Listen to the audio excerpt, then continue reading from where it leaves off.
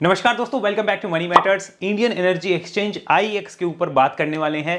पिछले दिनों देखा गया कि इसमें कोई मीडिया सोर्सेज से एक रिपोर्ट आई है जिसकी वजह से डीकपलिंग की न्यूज़ वापस से मार्केट में आई और आने के बाद इसमें एक अच्छा और शार्प करेक्शन हमें देखने को मिला है। तो ये करेक्शन की वजह से लोगों को प्रॉब्लम नहीं है, यही करेक्शन अभी धीरे धीरे होता तो किसी को इतना फर्क नहीं पड़ता। क्या बीच में ऐसे करेक्शन हुए? नहीं है, बिल्कुल हुए हैं। लेकिन अभी फर्क किस चीज का है कि डीकपलिंग की न्यूज आ गई, तो अगर ऐसा कुछ होता है तो दिक्कत वाली सीन क्रिएट हो सकती है। तो इसको हम समझते हैं, डिकोड करने की कोशिश करते हैं। और आईएक्स के ऊपर मैंने ऑलरेडी बहुत से वीडियोस दिए हैं। जब आईएक्स पहली बार हमने ऐड किया था 128 के आसपास हमने ऐड किया था, 128 के प्राइस के आसपास हमने ऐड किया था और हमने बात करी थी कि हमारा 115 रुपए का स्टॉप लॉस होगा। अगर इसके नीचे गया तो हम लॉन्ग टर्म एग्जिट करेंगे, अदरवाइज हम इसको राइड करते रहेंगे।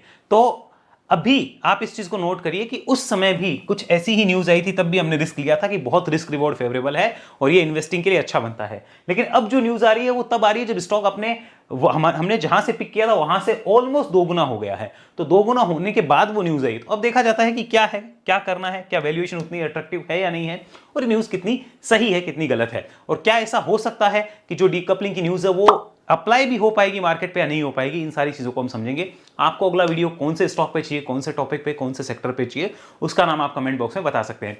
फिलहाल सबसे पहले हम बात करेंगे कि आईएक्स की डीकपलिंग न्यूज आखिर है क्या, उसको समझते हैं। फिर इसके फंडामेंटल देखेंगे, फिर टेक्निकल देखेंगे। बट इस चीज को आप ध्यान रखिए, जो भी हम बात कर रहे हैं वो एक एजुकेशनल डिस्कशन है। इसे एडवाइजिंग मान के अपना कोई डिसीजन ना लें, लेकिन हाँ, न्यूज के लिए और सीखने के लिए अगर आप इस वीडियो को देख रहे हैं डेफिनेटली देखते रहिए। बात करते हैं यहां पर सबसे पहले कि न्यूज क्या है। देखिए आईएक्स जो है वो क्या करता है, पावर एक्सचेंज है।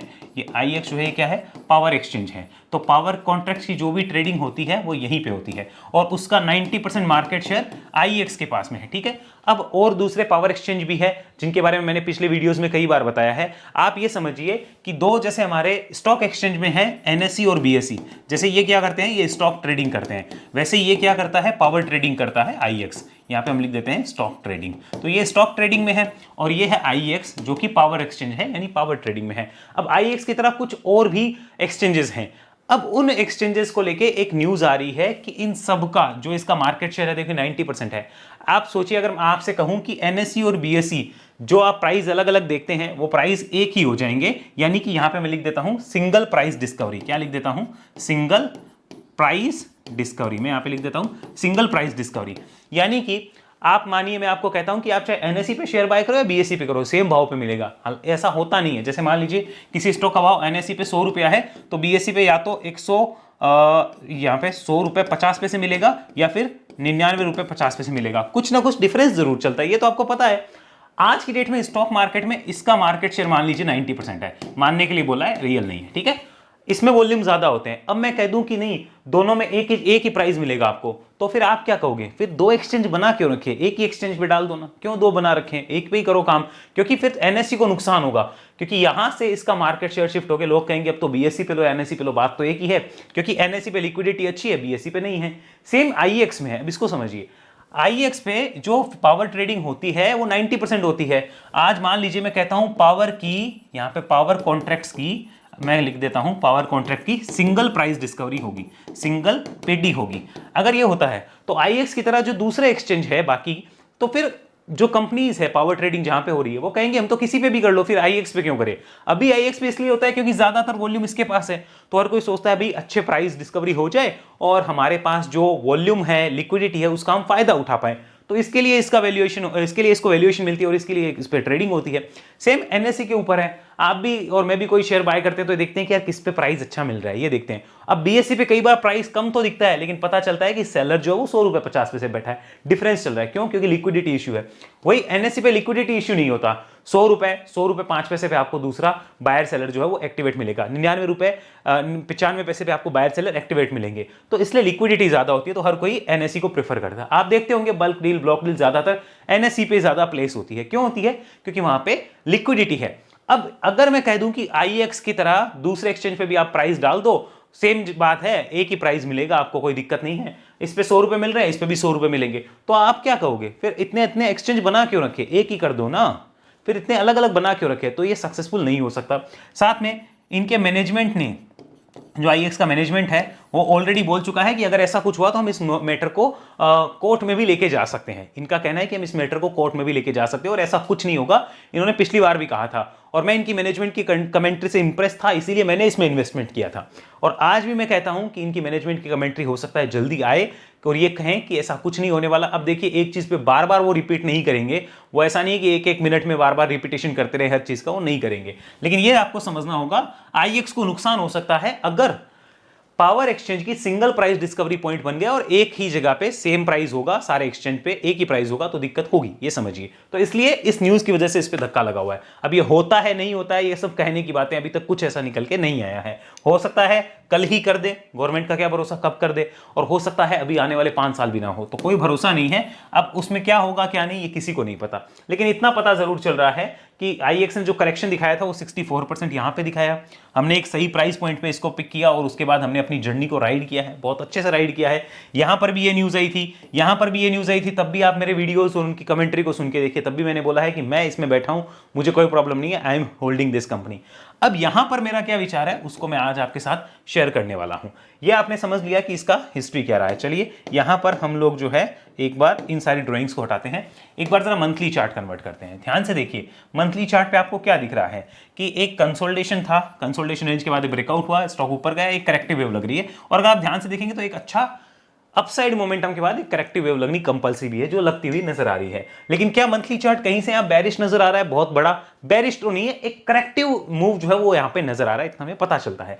एक बार इसी को जरा डेली चार्ट पे लेके चलते हैं। लुक एट दिस, आप डेली चार्ट पे जरा ध्यान से देखिए क्या होता हुआ नजर आ रहा है। तो आप देखेंगे कि एक अच्छी अपसाइड के बाद में करेक्टिव मूव यहाँ पे लग रहा है, ये आपको पता चल रहा है। अब एक बार यहाँ पर वीकली वापस करते हैं, इसको जरा समझिए एक्चुअल में क्या है। This is a supply zone, यहाँ पे देखना क्यों, क्योंकि पहले क्या था, यहाँ पे डिमांड जोन बना हुआ था, यहाँ सप्लाई जोन बना। इसी जोन के पास में आकर, इसी जोन के पास में आकर ये जो पीछे वेव लगी थी, ये वाली वेव, ये वाली जो आपको दिख रही है ना, ये वाली वेव, सेम यही करेक्टिव वेव यहाँ पे ऐसी लगेगी और इस टाइप से चांस हो सकते हैं, ज्यादातर चांस इस चीज के होंगे। अब इस वेव का जो लो है ₹190 के आसपास का है, ये हमें पता चलता है। लेकिन हम क्या करें, वो डिसीजन अभी हमारे पास लेना पेंडिंग है। अब उसके लिए हम अगले पार्ट में चलते हैं। पहले हम फंडामेंटल देखेंगे, उसके बाद हम इसके डिसीजन के ऊपर बात करेंगे। आपको चार्ट की पिक्चर दिखा दी, आई होप आपको क्लियर हुआ होगा इतना। अब पहले फंडामेंटल पिक्चर देखते हैं, फिर हम चलेंगे वापस टेक्निकल पे करना क्या है। अब फंडामेंटल पिक्चर देखने में आप मुझे बताइए, क्या इसके पी रेशियो या फिर आरओसी आरओई पे कोई फर्क पड़ रहा है? नहीं पड़ रहा है। पी जस्टिफाइड है, अच्छी आरओसी आरओई है, अंडर वैल्यूड नहीं है, लेकिन आप ओवर वैल्यूड भी इसे नहीं कह सकते, अभी मानना होगा। यहां पे डेट कंपनी के ऊपर नहीं है। Market cap to sales definitely over valuation की निशानी दिखाती है, पक्का दिखाती है, लेकिन ये मोनोपोली बिजनेस डिजर्व भी करते हैं। और पैग रेशियो आप देखेंगे तो भी ये ओवर वैल्यूएशन की तरफ दिखाता है। फ्री कैश फ्लो कंपनी का अच्छा है, ईपीएस ठीक ठाक कहा जाएगा।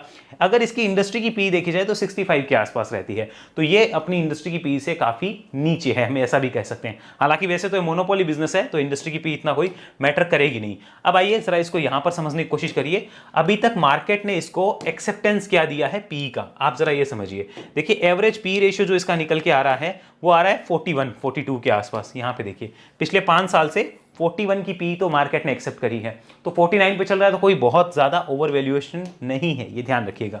आइए इस पे बात करते हैं। अच्छा एक चीज और देखिए, एक टाइम पे इसकी पी वैल्यूएशन कहां थी, जरा ये आप नोटिस करिए, ये 105 पे थी 2021 अक्टूबर में, आज से 3 साल पहले 105 का पी रेशियो चला गया था। तो आप इस चीज को भी समझिए कि इतना हाई वैल्यूएशन पे गया था, तो उस वैल्यूएशन तो बहुत अच्छी वैल्यूएशन पे कंपनी है। और इसी को अगर हम ऐसे देखना चाहें, यहाँ पे इसके फाइनेंशियल कंपेरिजन, पीयर कंपेरिजन करते हैं, तो वो नहीं हो पाएगा, क्योंकि कंपनी के पीयर्स में जिनके नाम आ रहे हैं वो अलग टाइप के मोनोपोली बिजनेस है और ये एक अलग टाइप का मोनोपोली बिजनेस है, तो इतना हमें ध्यान रखना होगा। आगे चलिए इसके क्वार्टर रिजल्ट्स को देखिए। क्वार्टर रिजल्ट में आप एक इंटरेस्टिंग चीज देखेंगे कि क्या इसके प्रॉफिट में कोई गिरावट है क्या, मुझे तो नजर नहीं आ रही। प्रॉफिट अच्छे खासे हैं, बढ़िया प्रॉफिट कर रही है कंपनी, कोई दिक्कत नहीं है। मार्जिन्स अच्छे मेंटेन कर रही है कंपनी की, जो बुक है, जो हमारी सेल्स बुक है वो अच्छी है, कोई दिक्कत नजर नहीं आती है। नेक्स्ट स्टेप पे चलते हैं। फंडामेंटली अभी कोई प्रॉब्लम नजर नहीं आई है। अगर हम ईयरली पीएनएल को देखना चाहें तो ईयरली पीएनएल भी आप जरा ध्यान से देखिए, यहां पर भी कोई आपको समस्या नजर नहीं आ रही है। लेकिन अब एक बात रही कि शेयर प्राइस अपने ऑल टाइम हाई पे क्यों नहीं है, उसका रीजन है आपने 2022 में जो वैल्यूएशन टच किए थे, जिन 2021-22 का फाइनेंशियल ईयर था, तब अक्टूबर की बात है, तो वो फाइनेंशियल ईयर उसका था, तब आपने जो प्रॉफिट लिए थे आप उतने वहां से कितने अप हैं, कुछ खास अप नहीं है, और आप ऑलरेडी ग्रोथ आपकी ऑलरेडी प्राइस में फैक्टर्ड है, तो आपको इसलिए वैल्यूएशन उतनी नहीं मिलती है। लेकिन इसका मतलब ये कभी नहीं मिलेगी, आपके जैसे जैसे प्रॉफिट बढ़ेंगे वैल्यूएशन मिलेगी। सोच के देखिए 470 करोड़ की कंपनी सेल करती है, टर्नओवर करती है, उसमें से 370 करोड़ वो घर पे लेके जाती है। यार समझ के देखो इस चीज को, तो कितना बड़ा सही बिजनेस है, लेकिन वैल्यूएशन हाई है, ये मानना होगा।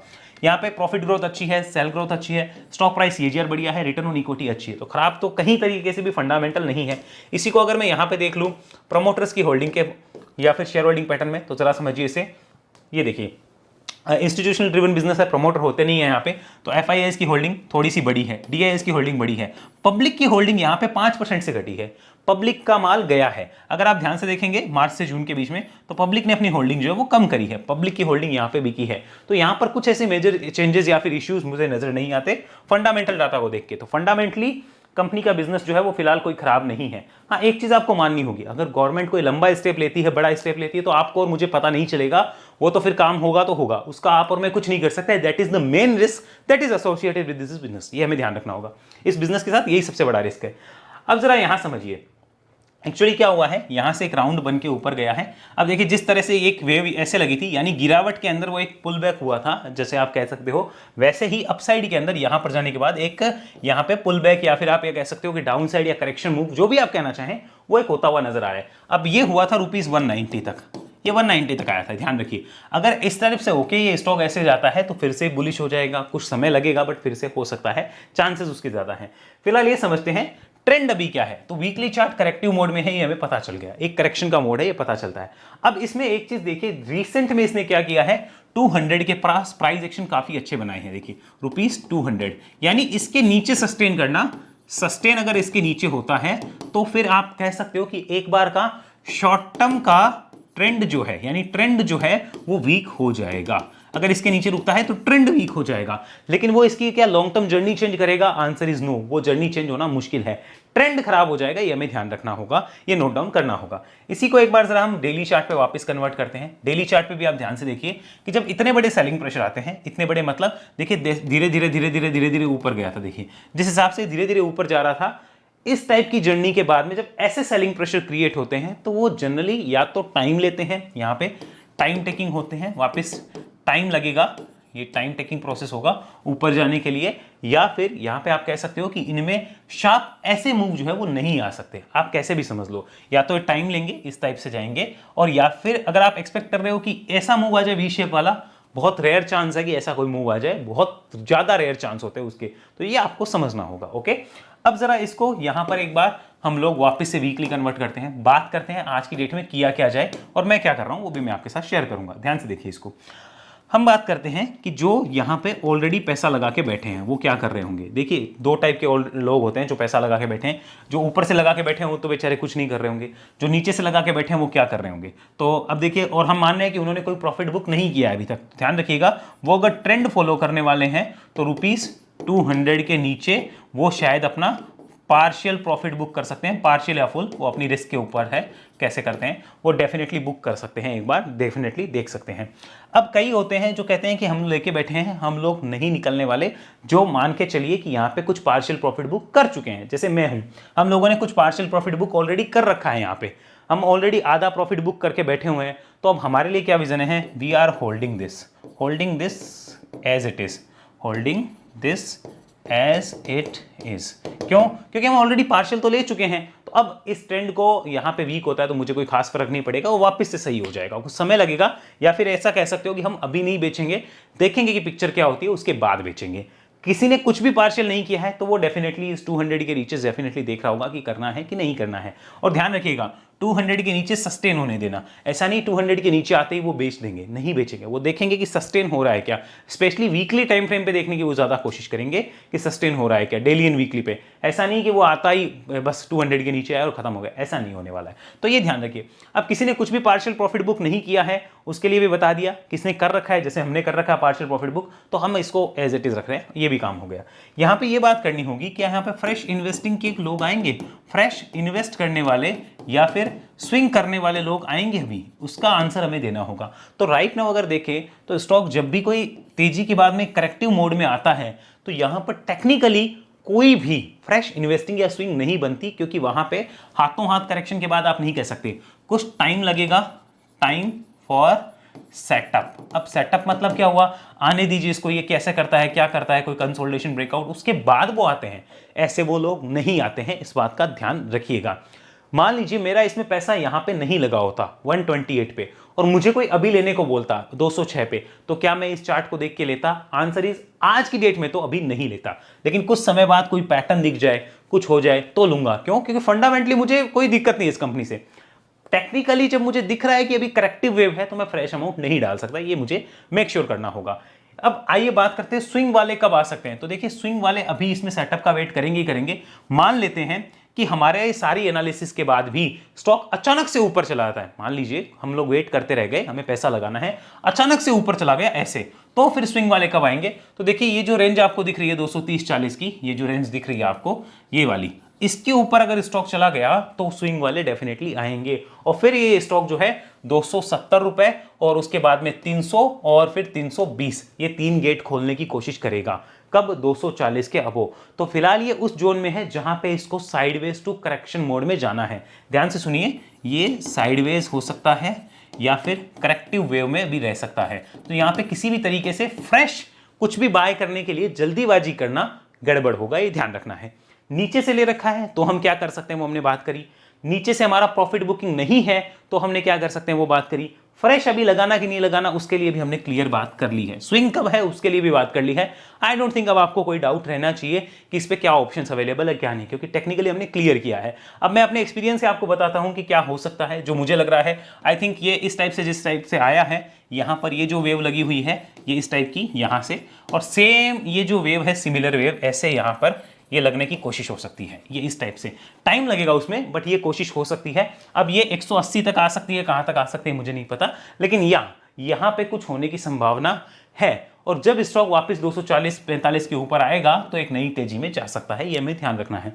लेकिन इसका मतलब ये नहीं कि हम जल्दीबाजी में यहां कोई बाय करें। जैसा मैंने आपको बताया, मुझे अगर अभी फ्रेश लेने को बोला जाए तो मैं नहीं लूंगा। मैं अपना बता रहा हूं, आपकी इच्छा डिफरेंट हो सकती है। सो ये क्लियर पिक्चर थी IEX के ऊपर। मेरे में बिल्कुल डर नहीं है क्योंकि हम ऑलरेडी आधा बुक कर चुके हैं, आधा पड़ा है, कोई दिक्कत वाली बात है नहीं। टोटली रिलैक्स माइंड से बैठे हैं। दिक्कत उसको है जिसने यहां पर भागते हुए शेयर को लिया है। आप ध्यान से सोच के देखिए, कोई सेटअप है नहीं, बस भागते हुए शेयर को कभी भी लोगे तो दिक्कत उसको है, और उसका कोई इलाज नहीं किया जा सकता, ये ध्यान रखिएगा। उसको कोई व्यू नहीं दिया जा सकता क्योंकि ये है ही करेक्टिव व्यू में, या नो व्यू निकल के आएगा, या टाइम पास जोन में है, आप ऐसा कहिए। तो इस पे कोई व्यू निकल के नहीं आता है। जो यहां पर तेजी में इसको लेते हैं, वेट किया जाता है कि क्या सेटअप बन रहा है। जैसे हमने इसको एकदम ऑलमोस्ट आप कह सकते हो बॉटम से 10% ऊपर पकड़ा था 128 के आसपास, तो वहां से हमने पकड़ा है तो एक सही प्राइस पॉइंट था, वहां हम इसको राइड कर पाए, वहां से हमने प्रॉफिट जनरेट किया। लेकिन कोई तेजी में आके बोलता है कि अब मैं क्या करूं, तो कोई इलाज नहीं है। ओनली वेट कर सकते हैं और प्रार्थना कर सकते हैं, और क्या ही कर सकते हैं। सो आई होप आपको IEX के ऊपर पूरा पिक्चर क्लियर हुआ होगा। फिर भी कोई डाउट रहा हो तो कमेंट बॉक्स में आप बता सकते हैं। और इस बात का ध्यान रखिए कि इस वीडियो के दौरान आपको जो भी बताया गया है वो प्योरली एजुकेशन पर्पस के लिए है, इस बात का विशेष ध्यान रखिएगा। ऐसी एनालिसिस अगर आप सीखना चाहें तो उसके लिए आप वेव एनालिसिस में मेरे साथ जुड़ सकते हैं। उसके लिए आपको इस नंबर पर संपर्क करना होगा, व्हाट्सअप करके आप कॉन्टैक्ट कर सकते हैं और रजिस्ट्रेशन करवा सकते हैं। ध्यान रखिए, ये एक 1-to-1 ट्रेनिंग प्रोग्राम होता है और इस ट्रेनिंग प्रोग्राम का जो कॉस्ट रहता है वो 44,000 रहता है। आपकी अगर बजट में है तो डेफिनेटली आप आ सकते हैं, नहीं है तो वीडियो से लर्निंग लीजिए, अर्निंग करिए लर्निंग लेकर, और उसके बाद आप जुड़ सकते हैं प्रॉपर वेव एनालिसिस के लिए। अगर चैनल के ज्वाइन बटन पे क्लिक नहीं किया है, ज्वाइन बटन पे क्लिक करके आप मेंबरशिप लेना चाहें, डेफिनेटली आप मेंबरशिप ले सकते हैं और हमारे साथ कनेक्ट हो सकते हैं। मेंबरशिप लेने के लिए ज्वाइन बटन पे क्लिक करिए और देखिए आपको कौन सी मेंबरशिप चाहिए। हमारा कोई टिप्स देने का मेंबरशिप नहीं है, सपोर्ट, रेजिस्टेंस और चार्ट ब्रेकआउट की अलर्ट जो है वो हमारी तरफ से आपको आते रहते हैं। वो अगर लेना चाहें तो आप डेफिनेटली देख सकते हैं। अगले वीडियो मिलेंगे, तब तक के लिए धन्यवाद। जय हिंद, जय भारत।